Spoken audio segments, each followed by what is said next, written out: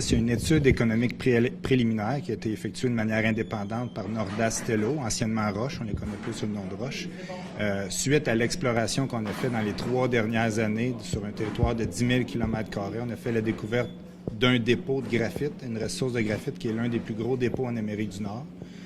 Puis là, ce qu'on annonce ce matin, c'est après d'avoir analysé économiquement comment qu'on va l'exploiter, de manière préliminaire, on peut dire que ça coûterait 145 millions à ouvrir cette opération-là. Il nous reste encore 10 millions d'études dans les 2 prochaines années à réaliser pour raffiner cette étude-là au niveau de la faisabilité et au niveau de l'impact environnemental, afin de dire de manière plus précise c'est quand qu'on va ouvrir la mine.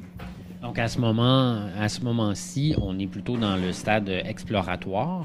Pour en arriver justement au stade de l'exploitation, là, il faudrait lever 145 millions de dollars. C'est bien ça? Exact. On était dans le stade d'exploration dans les 3 dernières années. On entame le stade de développement, proprement dit, et le stade de la production, si le développement va bien, risque d'être aux alentours de construction 2019 pour produire en 2021, si tout va bien, si toutes les études sont positives dans les 2 prochaines années. Bon, ce qu'on retrouve sur le territoire que vous souhaitez développer, c'est du graphite. Alors, qu'est-ce qu'on fait avec cette matière-là? Le graphite, en ce moment, il est en pleine expansion. Les demandes sont très importantes, surtout au niveau des batteries lithium-ion. C'est la plus grande composante d'une batterie lithium-ion. Il y a 15 fois plus de graphite dans la batterie que de lithium. Le lithium est dans la cathode, le graphite est dans l'anode. Donc, en ce moment, c'est ce qui permet de penser qu'il va y avoir une grande demande dans les prochaines années. Si on pense à un producteur comme Tesla, par exemple, pour la Gigafactory, la méga-usine de batteries qu'ils sont en train de construire, un investissement de 5 milliards au Nevada, les analystes pensent qu'ils vont avoir besoin d'environ 100 000 tonnes par année de graphite. On en produit actuellement en Amérique du Nord 20 000 tonnes dans une mine en production qui est située au sud de Mont-Laurier, qui appartient à une compagnie Imris. Et on estime que dans les prochaines années, cette mine-là va tomber en fin de vie. Donc, nous, c'est cette part de marché-là qu'on va aller chercher, puis en plus de la grande croissance des batteries lithium-ion. Bon, et si vous levez les fonds nécessaires, vous nous l'avez dit, là, vous pourriez être en exploitation dans quelques années, mais pendant combien d'années cette mine-là pourrait être en opération? L'étude qu'on a annoncée ce matin, c'est une durée de vie de 25,7 ans, avec une partie de la ressource seulement. Donc, il y a moyen de faire une expansion, mais pour l'instant, pour les études économiques, c'est quand on a une durée de vie de 25 ans et plus, c'est suffisant parce qu'on ramène tout ça à des cash flows d'aujourd'hui, à des flux de trésorerie d'aujourd'hui. Fait que c'est certain que on pourrait être plus longtemps que 25 ans, mais au minimum 25 ans de durée de vie est estimé à date avec l'étude sortie ce matin. Et vous évaluez que vous pourriez créer combien d'emplois avec ce projet-là? Ce qu'on emploierait, c'est 100 personnes directes, 150 indirectes, donc 250 emplois directs et indirects projetés dans la région de la Haute-Matawini. Et là, est-ce que vous avez des partenaires, des investisseurs pour développer ce projet? Oui, nous, on est coté en bourse. Notre symbole, c'est NOU. Nos investisseurs principaux institutionnels sont la Sodmex, une filiale à 100% de la Caisse de dépôt et de placement du Québec. On a le Fonds de solidarité FTQ. On a un fonds spécialisé qui s'appelle SIDEX, qui est 50-50 entre le gouvernement du Québec et le Fonds de solidarité FTQ. On a le Capital, Desjardins Capital de risque. On a Dundee Ressources à Toronto. On a Matrix à New York. Ça, c'est nos investisseurs, on pourrait dire, institutionnels.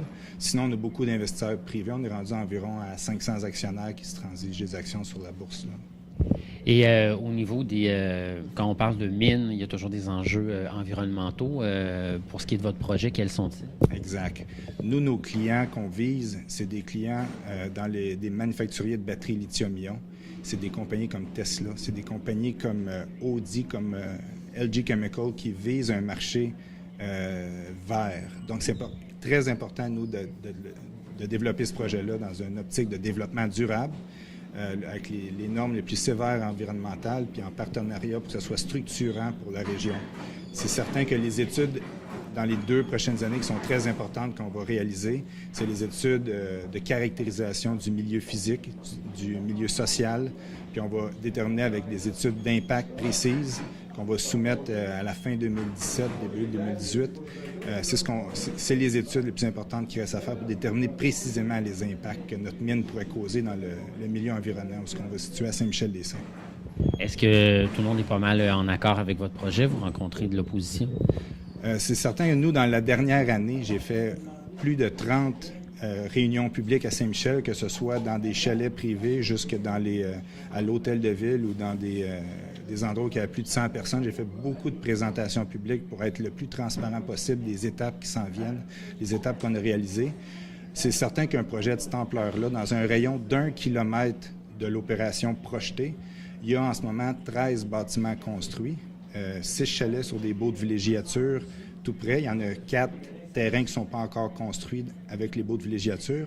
Puis il y a aussi 20 autres terrains privés qui ne sont pas construits encore. Donc, c'est certain que ces 13 bâtiments construits-là, les propriétaires, ils ont beaucoup d'inquiétudes, qu'on comprend, qu'on veut travailler avec eux. On est prêt à lui faire des offres valides jusqu'à 12 mois après l'opération commerciale, une option de nous vendre au prix du marché, plus un certain package à définir. Mais c'est certain qu'il va toujours avoir de l'opposition à un projet de cette ampleur-là, mais on sent vraiment le support de la municipalité, le support de la majorité, mais c'est certain qu'on ne veut pas développer ce projet-là juste pour satisfaire la majorité. Il faut travailler jusqu'au moindre individu pour qu'il n'y ait pas de perdant de notre opération, puis qu'il n'y ait personne qui subisse les impacts pour le bénéfice de la majorité. C'est vraiment important pour nous autres de le développer de cette façon-là, puis on aimerait beaucoup que le développement de notre projet devienne un peu un modèle d'opérer une mine en ville, puis ça devienne même, à la limite, un modèle à suivre ailleurs. Et merci beaucoup. Merci à vous.